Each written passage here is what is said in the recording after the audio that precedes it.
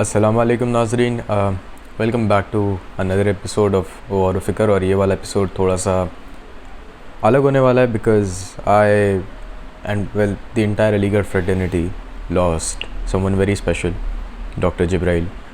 जो लोग history department से किसी भी तरह से ताल्लुक़ रखते हैं या फिर RCA जो रेजिडेंशियल कोचिंग एकेडमी थी अलीगढ़ मुस्लिम यूनिवर्सिटी से, उसे किसी तरीके से ताल्लुक़ रखते थे, वो जानते थे कि who was doctor Jibrail. VM hall के वो वार्डन भी रहे थे and he was a very peculiar person. He will never win the Padma Shri. वो कभी पद्म भूषण नहीं मिलेगा उन्हें. He will never win a posthumous award probably. But वो लोगों के दिल में बसे रहे and उसका प्रूफ ये है कि when COVID-19 took him away from us, बहुत सारे बच्चों ने उनके लिए बहुत सारे अल्फाज यूज़ किए. सब लोगों को याद आई. कुछ बच्चे जो हिंदुस्तान के अंदर इस वक्त है भी नहीं, उन्हें भी वो याद थे. And that just shows you कि इट डजेंट मैटर कि आप कौन सी स्ट्रीम के हैं, चाहे आपके सब्सिडरी सब्जेक्ट के ही टीचर क्यों ना हो. जैसे मेरे सब्सिडरी सब्जेक्ट था history. He still impacted my life greatly actually. His was a class जहाँ पे हमेशा सीटें कम पड़ जाती थी और बच्चे हमेशा ज़्यादा आ जाते थे.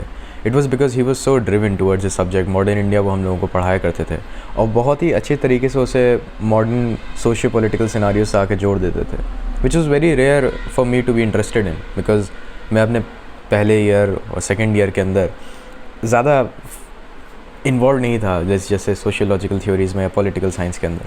मुझे कोई ज़्यादा इंटरेस्ट नहीं था कि भाई BJP क्या कर रही है, कांग्रेस क्या कर रही है और ये सब कैसे हुआ. हाँ ठीक है, हिस्ट्री में इंटरेस्ट था, but only for the sake of being interested in history, not for the sake of drawing threads and comparing it with the present. He was somebody who could motivate you to do anything. He was somebody who could motivate a random kid from Bihar, Ghazipur, Azamgarh or Jammu and Kashmir, a random kid, Hindu, Muslim, whatever you are. He would motivate you to pursue the civil services or do whatever you want to do, but have a very clear aim. Eid Bakrid के बाद जब छुट्टियां पड़ती थी of course, तो बच्चे नहीं वापस आते थे, तो he would be very sad. और वो हमेशा हमसे ही पूछते थे कि बच्चे कब आएंगे, as if we had the answer. He knew that we did not have the answer, but he wanted to relay a point, and the point was that you have to be very focused in life in order to move forward. And he never put his guard down. He was loved by everyone. वो syllabus भी complete करा देते थे तब भी he would show up to the class. Doesn't matter.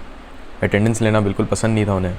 Attendance उन्हें बहुत ही useless सी चीज़ लगती थी और अटेंडेंस में उन्होंने कभी नाका झोंकी नहीं करी. बच्चों को ज़बरदस्ती जानबूझ के परेशान नहीं किया, ईज़ा नहीं दिया फालतू पे अटेंडेंस को लेके. बिल्कुल एंड में जाके अटेंडेंस लेते थे, वो भी 4-5 क्लासेस के बाद. It is not the proper way, I know, but it was the right way and I don't care what anybody says about that. मुझे लगता है वो जो करते थे, he had a personal ethic and वो अपनी लाइफ को एग्ज़ाम्पल बना के पढ़ाने में बहुत ज़्यादा काबिल थे. He could make you think so much about modern India. और फिर क्योंकि वो यूरोपियन हिस्ट्री भी हमें पढ़ाते थे फर्स्ट ईयर के अंदर, तो वो यूरोपियन हिस्ट्री के आइडियाज़ मॉडर्न इंडिया से आके कनेक्ट कर देते थे. That was just beautiful. It's not something जो मैं आपको बता सकता हूँ या मैं जो आपको दिखा सकता हूँ, क्योंकि मेरे पास बस वो नोट्स हैं और वो भी इस वजह से क्योंकि मैंने उन्हें डिजिटलाइज़ कर दिया था. आज बस वो मेरे पास नोट्स हैं अली वर्दी ख़ान के और 1857 की जंग के, और इन सब चीज़ों के बस मेरे पास नोट्स ही रह गए हैं कि बैटल ऑफ प्लासी में क्या हुआ और मीर जाफ़र कौन था और बक्सर में क्या हुआ था. और बस वो कुछ मोमेंट्स हैं जिसमें वो मेरा नाम ले रहे हैं और मैं उनसे बात कर रहा हूँ, और वो अक्सर उन्हें याद रहता था कौन सा बच्चा क्लास आया, कौन सा बच्चा क्लास नहीं आया. In a class of over 100 students he knew कि आप क्लास आ रहे हैं या आप क्लास नहीं आ रहे हैं. वो इनफैक्ट जो क्वेश्चंस भी बनाते थे वो बहुत ही कंसेप्चुअल क्वेश्चंस बनाते थे. And it was something that you miss as somebody जिसके लिए एक टीचर, हम लोगों के लिए क्या होता है ना कि हम लोगों को लगता है कि टीचर का ठीक है काम है सिलेबस ख़त्म करा देना, but he was somebody who embodied the spirit of the teacher. वो आपको लाइफ लेसन्स भी देते चलते थे, साथ साथ आगे के लिए पढ़ने के तरीके भी देते रहते थे.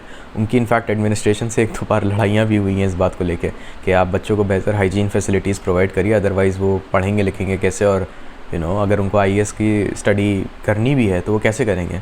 हमारे एक ट्रेंड ये चलता है ख़ास तौर से गेटोवाइज मुस्लिम कल्चर्स के अंदर कि जिसे कुछ नहीं करना वो IAS करेगा, राइट. या जिसके पास बिल्कुल क्लियर नहीं है वो BA के अंदर आया तो क्यों करेंगे, सब लोग कह रहे हैं IAS तो वो भी IAS.